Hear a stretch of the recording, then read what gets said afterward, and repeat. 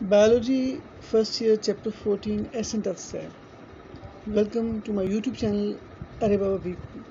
सबसे पहले है इसकी डेफिनेशन। एसेंट ऑफ सैप की डेफिनेशन क्या है?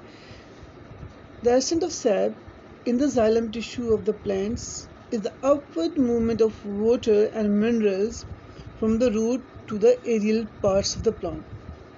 एक तो स्टूडेंट्स याद रखिएगा, ये 2 मार्क्स का एसेंट ऑफ सैप पूछा भी जा सकता है और ये लॉन्ग क्वेश्चन का पार्ट भी एज अ इंक्लूड होगा। ठीक है, it's very simple, mean upward movement of water and dissolve minerals. Okay,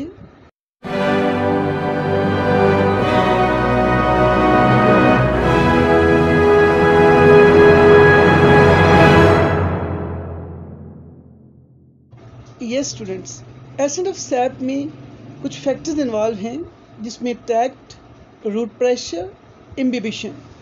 अब टैक्ट क्या है? टैक्ट का मीनिंग है T mean transpiration, A mean adhesion, C mean cohesion and T mean tension. इन चारों की डिटेल हम आगे नेक्स्ट जो है वो स्लाइड में देखते हैं। एक बार फिर मैं इसको रिवाइज कर देता हूँ इन फैक्टर्स को। 4 important forces combine to transport water solution from the roots to the xylem and into the leaves. These tact forces are transpiration, adhesion, cohesion and tension. Okay, tact का जो पहला कंपोनेंट है वो है transpiration. Transpiration is the biological process by which water is lost in the form of water vapors from the aerial parts of the plants। यानी जब पत्तों से यानी लीव से जो इनके अंदर स्टोमेटा है उसके थ्रू जब वाटर लॉस होगा वेपर्स की फॉर्म में, इसको बोलेंगे ट्रांसपरेशन। और ये पहला फैक्टर है, पहला कंपोनेंट है जी। तो सेकंड और थर्ड कंपोनेंट को इकट्ठा मैं बता देता हूँ, एडिशन एंड कोहीजन। वैसे जो एडिशन का मतलब होता है वो अटैचमेंट होता है वाटर मॉलिक्यूल का वॉल ऑफ सेल के साथ, और कोहीजन का मतलब होता है वाटर मॉलिक्यूल के दरमियान में। तो यहाँ मैं इसको रीड कर देता हूँ। Adhesion and cohesion are important water properties that affects how water works everywhere from plant leaves to your own body. इसमें हमारी बॉडी का भी जिक्र इवन किया गया है। वाटर के रूल्स सारे वही हैं। Just remember, cohesion water is attracted to water and addition water is attracted to other substances. जैसे कि मैंने आपको स्टार्ट में बताया, कोहेजन टुगेदर और एडिशन का मतलब होता है डिफरेंट, यानी वाटर और वॉल ऑफ द कंटेनर कह लें आप। इसमें आगे एक डायग्राम से भी मैं आपको समझा देता हूँ कि कैसे आप समझ सकते हो कोहेजन और एडिशन को। इसमें देखिएगा, इसमें देखिए सेम मॉलिक्यूल के दरमियान में कोहेजन इंट्रा और एडिशन जो है वो वाटर और जो वॉल ऑफ कंटेनर कह लें या सेल वॉल कह लें आप। और इसी को हम कंटिन्यू करते हैं आगे, रिवाइज भी हो जाएगा। Cohesion water is attracted to water, addition water is attracted to other substances. Okay, addition and cohesion are water properties that affect every water molecule on earth, and also the interaction of water molecules with molecules of other substances. Essentially, cohesion and addition are the stickiness that water molecules have for each other and for other substances. I hope students you understand. Okay, fourth जो component है वो है tension. वो उसमें मैंने heading mention नहीं की, but मैं आपको आगे बता देता हूँ, इसमें हेडिंग मैंने शो की है। तो टेंशन जो होती है वो हाइड्रोजन बॉन्डिंग है। एक्चुअली वाटर मॉलिक्यूल में जो बॉन्डिंग है उस वजह से टेंशन क्रिएट होती है। You can see tension the fourth factor. इसके अलावा सोचने की बात है कि जिस कंटेनर में से वाटर जो है वो मूव करता है उसकी तो पावर होनी चाहिए ना, तो इसमें ये फैक्टर भी बुक में शामिल है और मैं इसको समझा देता हूँ। xylem vessels, xylem vessels are made up of a substance called lignin. In some xylem vessels contain lignocellulose, which is the complex structure of lignin and cellulose also present in it. There are also long hollow chains of which are made up of long dead xylem cells, each of which vessels is interconnected to each other. यानी ज़रूरी है कि vessel strong होनी चाहिए जहाँ से पानी पास करता है। और इसमें लिखा है through perforation in their common walls xylem vessels are hydrophobic in nature that is cell wall shows the greater affinity for water. With the help of this particular property, only xylem vessel function as transportation of water and solutes from the roots to all parts of the plant. यानी समझना ज़रूरी है कि xylem vessels must have tensile strength, यानी वो ताकतवर होनी चाहिए. कहा जाता है किसी भी xylem का जितना डायमीटर होगा उतनी अगर स्टील की वायर होना, तो जितनी स्टील वायर में पावर होती है उतनी ही xylem की जो वो वेसल होगी जितनी डायमीटर की होगी उतनी उसकी पावर उसके अंदर होगी. That's important. अगर ये पावर नहीं होगी, xylem स्ट्रांग नहीं होगी, तो वाटर कैसे गुजरेगा? वो कोलैप्स कर जाएंगी. Okay, I hope you understand this concept. हमें समझना है mechanism of transpiration pull in cohesion tension theory, यानी कैसे वाटर जो है वो सॉइल से थ्रू रूट हेयर्स लीव्स तक जाता है, हाउ इट कंडक्ट्स. इसमें जो थ्योरी इन्वॉल्व है, उसमें जो मैकेनिज्म है, उस पर हम बात कर लेते हैं. सबसे पहले हम देखेंगे यहाँ जाइलम कंपोनेंट्स. जाइलम जो है कंपाउंड टिश्यू है जो कि डिफरेंट सेल्स से बना होता है. इसमें आप देख सकते हैं ट्रैकिड्स हैं, वेसल एलिमेंट्स हैं, इसके अलावा पैरेन्काइमा सेल्स भी होते हैं. यहाँ पे आप देख सकते हैं इसमें vessel elements for conduction of water. यानी बहुत इंपॉर्टेंट है जाइलम के एलिमेंट्स को समझना. इस मैकेनिज्म को आप समझ सकते हैं बहुत अच्छे तरीके से.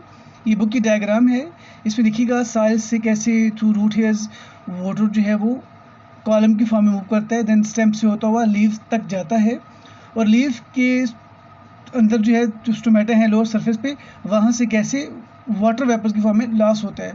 और इस तरीके से सारा ये फिनोमेना आपको समझ आ जाएगा. अब समझते हैं what are transpiration pull. Actual में जो ट्रांसपिरेशन पुल है वो एक फोर्स है जो कि वाटर वेपर्स के लॉस की वजह से, ये ट्रांसपिरेशन की वजह से पैदा होती है, और इस वजह से वाटर जो है वो सॉइल से टुवर्ड्स लीव्स हमेशा मूव करता है. यहाँ मैं रीड कर देता हूँ. A transpiration pull could be simply defined as a biological process in which the force of pulling is produced inside the xylem tissue. This force helps in the upward movement of water into the xylem vessel. In this process, loss of water in the form of vapors through leaves are observed. जैसा कि मैंने आपको start में बताया, जब तक water loss नहीं होगा ट्रांसपिरेशन पुल नहीं क्रिएट होगी. ये एक फोर्स है, ये एक सेक्शन फोर्स है जो काज बनती है movement of water and dissolve minerals की. तो आई होप स्टूडेंट्स आपको ये पॉइंट समझ आ गया, और ये ज़रूरी है, और इसको आपने मैकेनिज्म के अंदर डिस्कस करना होगा. ठीक है. और अभी जो नेक्स्ट है वो हम बात करेंगे ट्रांसपिरेशन स्टीम की. ये तो पुल हुई इंटेंशन एक फोर्स है जिसकी वजह से वाटर जो है वो एक कॉलम की फॉर्म में ऊपर की तरफ मूव करेगा. अभी हम देखते हैं कैसे जो है वो वाटर कॉलम की फॉर्म में, यानी अनब्रोकन कॉलम की फॉर्म में मूव करेगा. जी ready students?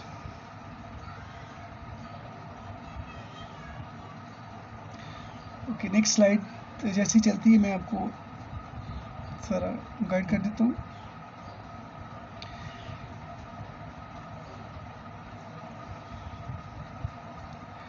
Right, in plants, the transpiration stream is the uninterrupted stream of water and solutes which is taken up by the roots and transported via the xylem to the leaves, where it evaporates into the air apoplast interface of the substomatal cavity. It is driven by capillary action and in some plants by root pressure.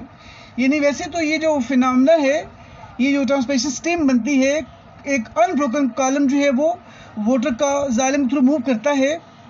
इसमें होता है capillary action, but इसमें बात की गई है कि capillary action के फोर्स के अलावा रूट प्रेशर भी इन्वॉल्व है for the upward movement of water. I hope कि आपको ये कंसेप्ट समझ आ गया कि कैसे ट्रांसपिरेशन पुल की वजह से जाइलम के अंदर एक ट्रांसपिरेशन स्टीम बनती है. और ट्रांसपिरेशन स्टीम जो है ये ड्यू टू फोर्सेस जो सारी बताई थी मैंने स्टार्ट में, कोहेजन, एडिशन, टेंशन, इन की वजह से ये पूरी फोर्स बनती है, जिसकी वजह से वाटर जो है एक कॉलम की फॉर्म में, अनब्रोकन कॉलम, याद रखिएगा कभी भी वाटर कॉलम टूटता नहीं है। अगर वाटर कॉलम टूट जाए तो फिर तो कभी भी वाटर ऊपर की तरफ मूव नहीं कर पाएगा। आई होप यू अंडरस्टैंड। ओके, अभी हम बात करते हैं, जैसे कि स्टार्ट में मैंने बताया, रूट प्रेशर। ये रूट प्रेशर बहुत इंपॉर्टेंट है for the uphill movement of water and dissolve minerals. अब इसको मैं रीड कर देता हूँ आपके लिए। The driving force for water flow from roots to leaves a root pressure and the transpiration pull, इन दोनों forces involved हैं for the movement of water. Root pressure is the lesser force and is important mainly in small parts at times when transpiration is not substantial, for example at nights. यानी हम कैसे check कर सकते हैं root pressure को कि वाकई root pressure का रोल है। एट नाइट हम ये फिनोमेना देख सकते हैं, ये आगे चल के बताऊंगा मैं। ओके, इसको आप समझ सकते हो। वैसे थोड़ा सा मेरे साथ इमेजिन करें कि सुबह मॉर्निंग में जब लीव्स की मार्जिन पे ड्रॉप्स नज़र आते हैं, वाटर ड्रॉप्स, तो ये शो करते हैं कि there is a root pressure. Okay,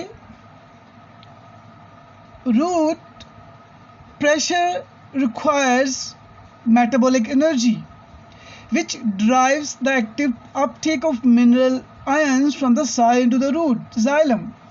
As ions accumulate in the root xylem, the osmotic potential of the xylem solution falls, causing the passive uptake of water from the soil by osmosis into the xylem. ये बड़ा important है। यानी जब ions accumulate होते हैं तो क्या होता है, ऑस्मोटिक पोटेंशियल फॉल कर जाता है। देन जो है वो पैसिवली वाटर जो है वो साइल से थ्रू ऑस्मोसिस मूव करते हैं into the xylem. As pressure builds up within the xylem due to osmotic water uptake, यानी जब तक प्रेशर बिल्डअप नहीं होगा xylem में, वाटर अपवर्ड मूव नहीं करेगा। आई hope you understand this concept. यहाँ पे है कि water from the soil by osmosis into xylem, जैसे मैंने बात की, as pressure builds up within the xylem due to osmotic water uptake, the xylem solution is forced upward to the leaves by mass flow. In mass flow में water and dissolved minerals move करेंगे. Root pressure can result in the loss of liquid water from, अभी सोचना है आपने, अभी मैंने बताया है कि कहाँ से लिक्विड की फॉर्म में जो है वो वाटर लॉस होता है। अभी मैंने मेंशन किया जो लीव्स के किनारे होते हैं, मार्जिन हैं, उन पे आपको ड्रॉपलेट्स नजर आएंगी। ओके, लिक्विड वाटर फ्रॉम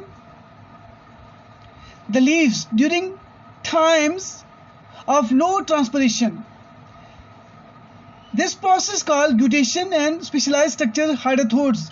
ये जो फिनोमेना था अभी मैंने डायग्राम में बताया, मार्जिन पे जो वाटर ड्रॉप्स हैं, इसे बोलते हैं ग्यूटेशन। और ये ग्यूटेशन जो है ये फिनोमेना होता है ड्यू टू ग्लैंड्स, यानी अंदर ग्लैंड्स होते हैं हाइड्रोथोड्स। वो ग्लैंड जो है वो जब प्रेशर बनते हैं तो उन ग्लैंड से वाटर जो है वो मार्जिन पर आ जाता है।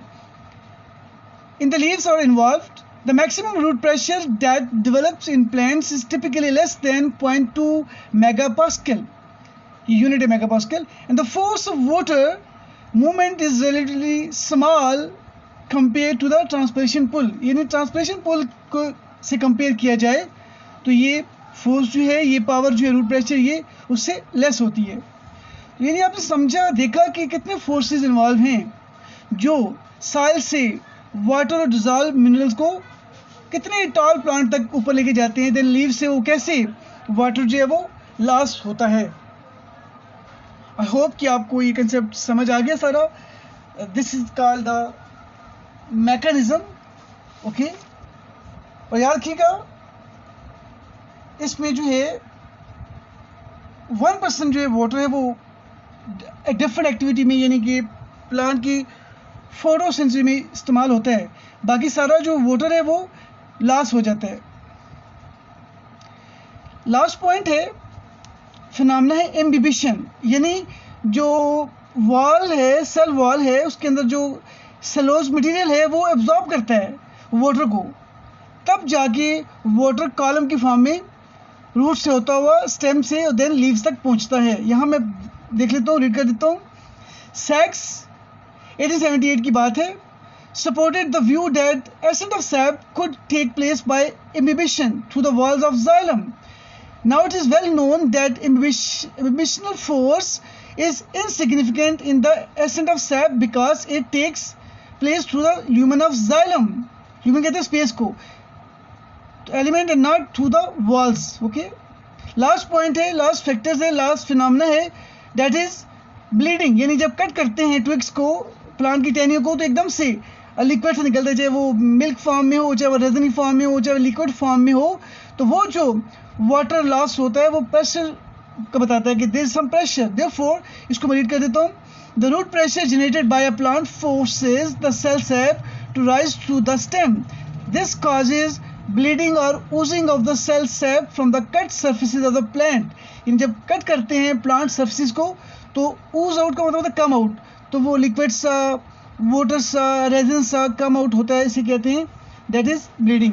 Okay, this all about, I hope you got all this concept. Take care, bye bye, see you. Students, exam के हवाले से आपको बताता चलूँ, सबसे पहले तो लॉन्ग क्वेश्चन के हवाले से ये 6 या 8 मार्क्स का क्वेश्चन आ सकता है। एसेंट ऑफ सैप बहुत इंपॉर्टेंट है, सारी जो चीज़ें बताई आपने डायग्राम के साथ इसको लिखना है, ठीक है। और फिर उसको एक दफ़ा बुक से पढ़ लीजिएगा, कंसेप्ट सारा वही है, ठीक है।